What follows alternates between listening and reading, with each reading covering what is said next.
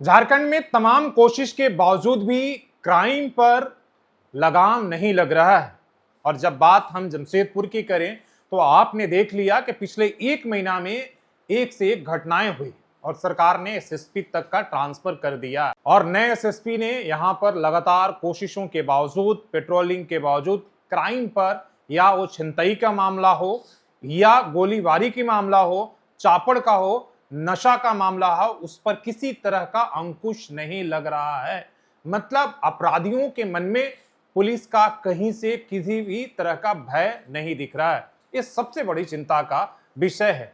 पिछले अगर कुछ दिन, एक सप्ताह की अगर आंकड़े के हम देखें तो एक दिन में शाम को ही दिन दहाड़े दो जगहों पर, वो भी पॉश इलाकों में छिनतई हुआ था। कदमा लिंक रोड और जुबली पार्क, जहां पर प्रशासन, डीसी, एसएसपी, तमाम लोगों का ऑफिस है, वो भी शाम के 7 बजे हजारों लोगों की मौजूदगी में ये सारी चीजें हुई थी। कल रात बर्मा माइंस में गोलीबारी हुई, 3 राउंड गोली चली जैसी खबर है और पुलिस वहां पर पहुंची। बताया जा रहा है कि जिनको गोली मारी गई वो नशा के खिलाफ अभियान चला रहे थे, कंट्रैक्टर थे और इसलिए नशाखोरी या नशा बेचने वाले के निशाने पर थे। कई लोग खुलेआम कह रहे हैं कि बस्ती में कई ऐसे लोग हैं जो वहां पर पुड़िया या ब्राउन शुगर का कारोबार करते हैं और उनके निशाने पर थे और उन्हें ये शक भी था कि कहीं ना कहीं पुलिस के साथ मिलकर ये मुखबिरी कर रहे हैं। तो सबसे बड़ा सवाल है कि अगर पुलिस के साथ अगर नागरिक साझेदारी करे, इंफॉर्मेशन को शेयर भी करे, तो अगर उसे अपनी जान खोनी पड़ेगी, उसकी ही सुरक्षा पुलिस नहीं ले पाएगी, तो कानून व्यवस्था या नशाखोरी पर कैसे चोट करेगी? सबसे बड़ा सवाल है। आखिर पुलिस की जो खौफता या भय है या कानून का जो डर होना चाहिए अपराधियों में, इसका इतना एक तरीके से खत्म कैसे हुआ? इसका क्षरण कैसे हुआ? इसकी जो है क्षति या इसे कह सकते हैं इसका पतन करने का जिम्मेदार कौन है? ये सबसे बड़ा सवाल है। आखिर अपराधियों के मन में वो हत्या हो, गोलीबारी हो, छिनतई हो या नशा का कारोबार हो, इसको लेकर डर क्यों नहीं है कि उन्हें जेल या पुलिस का? ये सबसे बड़ा सवाल है। आखिर ये पिछले कुछ सालों में आप देखें कि पुलिस का खौफ एकदम से खत्म हो जा रहा है।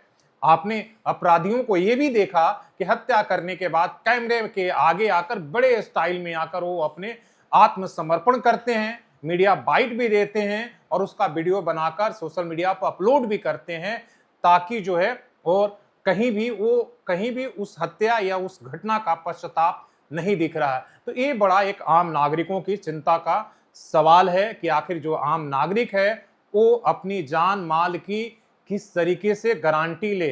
किसी भी राज्य के लिए सबसे बड़ा और सबसे पहली प्राथमिकता होती है वहां के नागरिकों का सुरक्षा देना, पहली प्राथमिकता होती है। इसके बाद तमाम तरह के विकास के वादे और जन कल्याणकारी योजनाएं हो दूसरे नंबर पर आती है। सबसे पहला कि उन्हें जो है जीवन जीने का अधिकार, उनकी जान और माल की सुरक्षा की गारंटी, वो किसी भी राज्य सरकार का पहली प्राथमिकता होती है। उसमें कहीं कोई समझौता नहीं होनी चाहिए, उसमें कहीं कोई राजनीति नहीं होनी चाहिए। लेकिन यही पिछले कई सालों में धीरे धीरे झारखंड के अंदर ये हुआ है और जमशेदपुर में खासकर जिसकी सत्ता, उसके हिसाब से पुलिस को हमने अपना एक टूलकिट बना लिया है और उसी तरीके से उसका इस्तेमाल भी किया। और इसी का आज खमियाजा है कि ज्यादातर जो अपराधी हैं बड़े, वो राजनीतिक संरक्षण प्राप्त करते हैं, जिन पर पुलिस हाथ डालने से डरती है और फिर राजनीतिक नफा नुकसान के हिसाब से वो अपने एजेंडा को सेट करने के लिए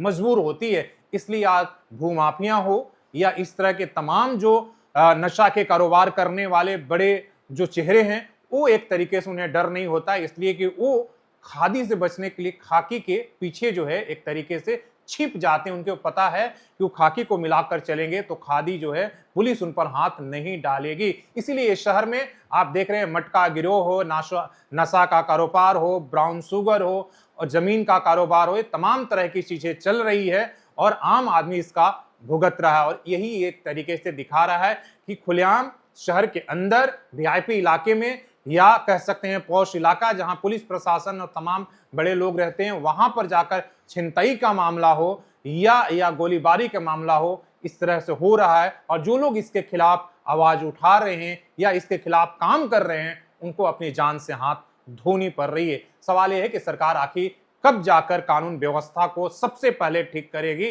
तब उसकी विकास के जितने भी निंढोरे हैं, जितने भी नारे हैं, वो बाद की बात है। पहले आप जान की सुरक्षा आप नहीं अगर देंगे तो बाकी काम, सारा विकास, सारी योजनाएं आपकी फेल है और उसे जीरो माना जाएगा। इसलिए सबसे पहले कानून व्यवस्था का एक तरीके से आपको गारंटी लेना होगा और उसमें किसी भी कीमत में राजनीतिक संरक्षण या राजनीतिक हस्तक्षेप बर्दाश्त नहीं होनी चाहिए। आपकी क्या राय है? जमशेदपुर के कानून व्यवस्था का या झारखंड की कानून व्यवस्था का जिम्मेदार कौन है, कौन खराब कर रहा है? आप कमेंट करके अपनी राय जरूर दीजिए। धन्यवाद।